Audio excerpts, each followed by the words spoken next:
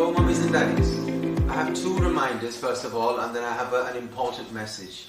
So the first reminder is the date of the 23rd of May. Year 6 and 7 inclusion transition coffee morning will take place. More information will be available in this week's newsletter.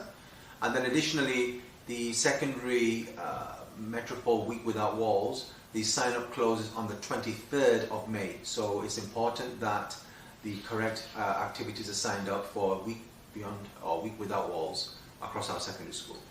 And then the third part is thank you very much for all the families that came today to our very first Family First breakfast. It was lovely to see around 100 families we had across the school, where you were in school, sitting with your sons and daughters, having breakfast, and that was important. And the message is this: the nuclear family, the institution of family, is something that we should all focus on in school and at home, and it's important to get that across. So for example, one of the asks I had from all the families that were there is, do you actually know what your son or daughter's favourite holiday is?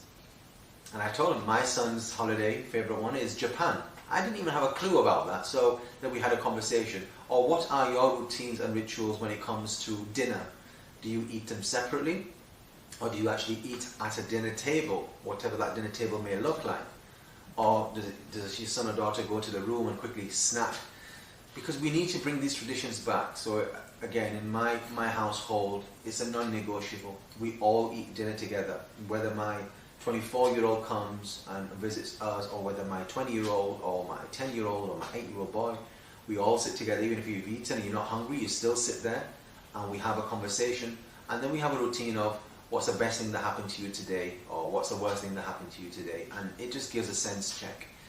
We must always ensure that we try to revive and we come together as a family and as a community. And my appeal really is that as parents, it's our duty of care at home to understand, to hold to account our young children far more, because their sleep matters.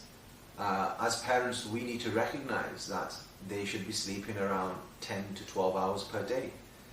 And if they're not sleeping for that long, they're not actually developing physically as well as they should. Normally when you sleep is when your body rebuilds.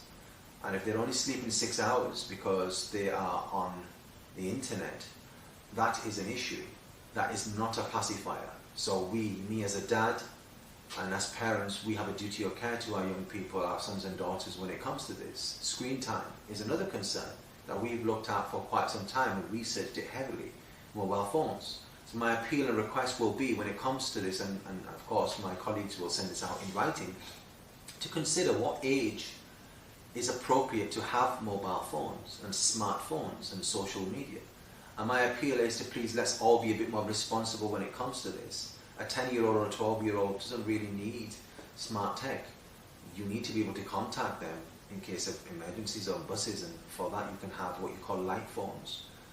Perhaps consider that. But when it comes to screen time, when it comes to accessing of social media, when it comes to how much they eat and what they eat, as parents, and forgive me if I'm parenting parents a little bit here, it's our responsibility to make sure they have a balanced diet, the right amount of sleep. We're absolutely aware of what their social circles look like online as well as in person, and we monitor and we control exactly what they see. And in school, we notice when these norms are not established at the home, what kind of impact it has in school. So this is a shared responsibility. It is not outsourced for school to deal with. Full transparency is something that we must all do together. So please ensure you put these routines in place. Let's recalibrate those expectations. Do not having late nights on gaming, on the internet or anything like this, because then we see the disengagement in school, we see the tardiness at times, we see the change in attitude and mindset.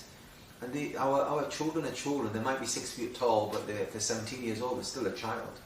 That's the bottom line. And I see all of them as children, and they're impressionable. Even at the age of 16 and 17, they can be impressionable for you, by you, or by a friend of theirs. And there's a term, children see, children do. You are their mentors. We are their mentors. How we articulate, how we conduct ourselves is what they will follow.